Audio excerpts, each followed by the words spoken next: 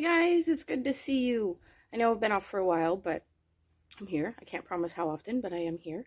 Um, I know regular viewers are used to me talking about subjects related to yarn, specifically with crochet and knitting. Unfortunately, I haven't been able to pick up a needle since or hook since Christmas without getting quite a bit of pain in my hands. But I was able to pick up a hook and needle for the first time in 15 years. So this is the one I'm currently working on. Okay. So I love counted cross stitch, like love it. And there are some very beautiful patterns out there. However, I was finding that it wasn't giving me the creative outlet and individualism that I was looking for, which I love so much about knitting and crochet because you can just do it, uh, and those that have used my patterns, you can tell. So I wanted the freedom that you get in a coloring page, because then it's not an overly large project, but it's also not a really tiny project. And it allows you more color choice, more freedom, that kind of stuff. So I developed these. So these are stitching pages. As you can see, it's printed directly onto the Aida cloth. Now this one was done after I did the tie-dye on the cloth itself. Yeah, so those that think this is upside down, I actually stitch like this, so it's not actually upside down to my stitching. Anyways, so that's one that I'm working on now. These are ready to go out. So these were orders. That's a Nemesis. And then I have this one here, which is Horror. And now you can find these on my Etsy store. I'll put the link to that in the description. And at the end of the video, I will run some photos of what is currently available in the store. Just so you can get a sneak peek. And I am running a sale at 25% off until February 14th. It's just to get you guys to, like, encourage you to actually try it. You know, because I know a lot of people have put my shop and my stitching pages into their favorites cards, like into their favorites list. But a lot of people are really nervous about giving it a try because they don't quite get what it is, or they don't think that they'll be able to do it because it seems very intimidating, because it's not a structured counted pattern, right? Or it's not a printed pattern. So I'll walk you through the process and all that kind of stuff. So after I've prepared the cloth and basted it to backing, I put it in the printer and it prints the picture onto it. Now these come in 8.5 by 11 or 8.5 by 14 pages depending on the pattern. And they are an 18 count or a 20 count or a 14 count. Now those are listed in the descriptions of the product, so pay attention to that. Now, this took a lot of trial and error. A lot of trial and error. I went through way too much Aida than I should have. You can actually tell from the back of this. So I reuse all of my mistakes that I can. So my dye mistakes, I try and reuse them in order to test different printing techniques or different settings for my printer and the programs that I use to convert my artwork into PDF files so that I can print them. So the reason I started doing it myself is because of the current situation in the world. A lot of companies that would normally do private printing aren't open, or they've unfortunately become victims of the current situation. So after seeing videos on the circuit, I hope I'm pronouncing that right, that all-in-one machine that you can do die cutting and you can do printing and you can do all kinds of really cool stuff with, their maker, which is their top of the line model, extremely expensive, by the way, in my books, 500 bucks. Saving for it though, because I'm very excited. I really actually want one because of its fabric and leather abilities, because I have a piece of art that I have always imagined being on a weathered leather type material, or so like pleather or faux leather, or a suede, or in a nice red rich suede, and cross stitching it to that. So I'm working on that. And as I get closer to being able to do that, I will let you know. That would be an embroidery would actually be an embroidery printed directly onto the pleather, but I'm looking at printing it onto a waste canvas and then stitching it onto the leather. Sorry, the pleather.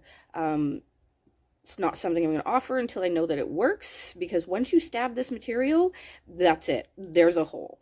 It's there forever. You cannot get rid of it. So I want to make sure that it is a viable project, or if it's just going to be a frustrating mess that I wouldn't put on anybody out there. So that's the process to get printed. Okay. I take it off the backing and let it dry, because it does take a little bit longer to dry than it would on paper, simply because of the weave and the treatment in order to create the aida cloth itself. And once it's completely dry, I spray it with a water repellent material in order to allow the ink itself to survive a light washing after you're done with your project. Now, a light washing means that you can surface wash it. Okay, you can run water on it, but do not soak it. Because I know some people prefer to soak their projects after, in order to lift out all the oils and dirts that have settled into the thread itself and into the cloth from your hands. But there are other people out there that they wet their project, surface wash it with a very mild detergent. I suggest something like Ivory, because it is completely natural friendly. It does not disturb any kind of organic matter that it comes in contact with. So it's a fantastic detergent. I personally just use my body wash. And that will lift out any of the oils and dirts that have accumulated within your project, and then give it another rinse again, and then lay it to dry, and then you can iron it.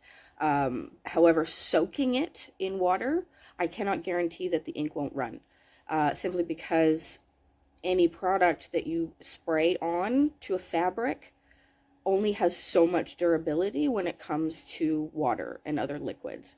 So if you drop water on it, it'll ball up and roll off, or it just won't affect the project itself. However, again, breaking down of the actual chemical composition of the spray that has been put on it. So it's similar to Scotch Guard that you would put on your furniture. So it's perfectly safe for people. So it will come to you folded and wrapped in tissue paper, as well as with your receipt. All right, so that you know that everything that is in the package is in the package. So when you get it, you can simply throw it in your hoop. This is what I'm doing here. So you can put it in your hoop and literally start stitching right away. So I use a combination of cross stitches, and I don't know how well you can see that, cross stitches, partial stitches, and back stitches. Somebody compared it to a merger of cross stitch and embroidery. But with embroidery, you use a myriad of different types of stitches in order to create texture and like visual texture as well as physical texture. So whereas cross stitch, it's literally cross stitch. It gives you lovely texture. It gives you the color that you're looking for and that kind of stuff. But it is a uniform look, as opposed to embroidery, where you have long stitches, you have short stitches, you have French knots, all that kind of stuff. Now I do embroider. Not my favorite activity, just because I have a tendency to get a brain freeze and I don't know what stitch to move on to, and then I get frustrated with the project and it sits in a bin for however long until I decide to do something with it. Usually involves becoming a rag, to be completely honest with you. Whereas with cross stitch, it has that uniform consistency that my brain really likes. So it's the straight lines, it's every X is exactly the same all the way through, and when I get narrower stitches because I've changed my tension, it frustrates me, and I usually have to pick it out. So those that work on my patterns know exactly what I'm talking about. Yeah, it's kind of my kind of OCD. So with the pages, you have complete control over the types of stitches that you do. So if you want to treat it like embroidery, treat it like embroidery. You want to treat it like cross stitch, treat it like cross stitch. This is simply a guideline. So just like a coloring book, it's a guideline. You have the full control of the creativity that goes into it. So you want to do all black work? Do all black work.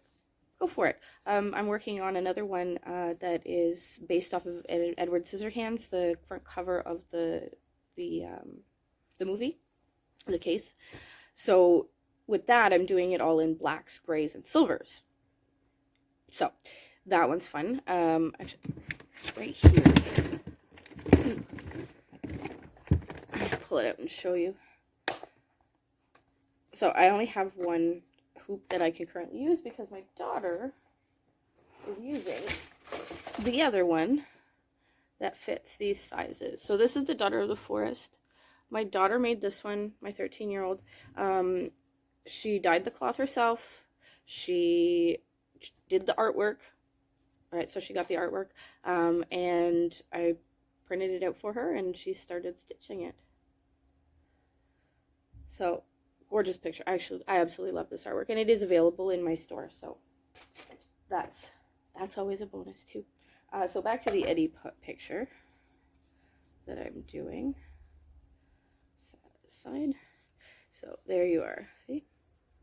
Now this one I'm doing on 8.5 by 11, just because of the frame that I want to put it in when I'm done. But in the store, it is available. It comes in 8.5 by 14 in a 22 count on the gray cloth. So exactly the same cloth as this, just it's 8.5 by 14 as opposed to 8.5 by 11. There's another one on there that is I think it's an 8.5 by 14 on a 14 count cloth.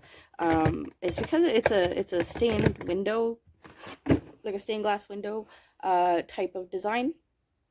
So you don't need the closeness of the stitches as much because it's a bolder pattern. It's a simpler pattern. It's just a matter of filling in the black areas or the silver areas or whatever you want to do the lines in, and then filling in the empty spaces as you please. One thing that I want to do, and it's another project I have in the bin there, is a combination of materials. So doing stitching as well as doing work with a fabric paint or with a Sharpie marker and alcohol. So I'm working towards that. Of course I have it out. Oh, I have another idea. Oh, I want to really do that one, and everything else gets pushed along. And some stuff becomes UFOs, and yeah, everybody knows how that goes. So check out my stitching pages. So much fun. I love them. My daughter loves them. I have had orders. I've had a lot of really positive feedback on social media. So that's awesome. I also do have an Instagram now for the stitching pages specifically. So I post when I have new patterns up there. I post when I have sales. I post projects that I'm working on and the progression through that. One of the ones that's on there is actually this piece. It's upside down. Of course it's upside down. There we go. So this is called Trio. And the progression for this piece is on my Instagram. I also posted it in a couple groups on Facebook. And yes, it's Tim Burton and Helena Bonham Carter and Johnny Depp there. So 3 of my favorite people in the entertainment business. Big Tim Burton fan. Super excited about the upcoming Addams Family movie with Tim Burton, or done by Tim Burton, and with Johnny Depp in the role of Gomez. So, and I can only hope that Helena Bonham Carter is going to play the side of Morticia, because I mean, come on, those 3 together in any movie is going to just be amazing. So go check out my stitching pages. Check out Facebook. There's a link to the stitching pages Facebook page. Again, there's progression and new designs up there. A little bit behind in posting to that because the pages on Facebook were having an issue for a couple of days and just kept booting me off. So yeah, Facebook, Instagram, Etsy, stitching pages. And I'm going to hopefully try and come back a little bit more often as my health allows me. So, cheers to everybody out there, and happy stitching. I'm a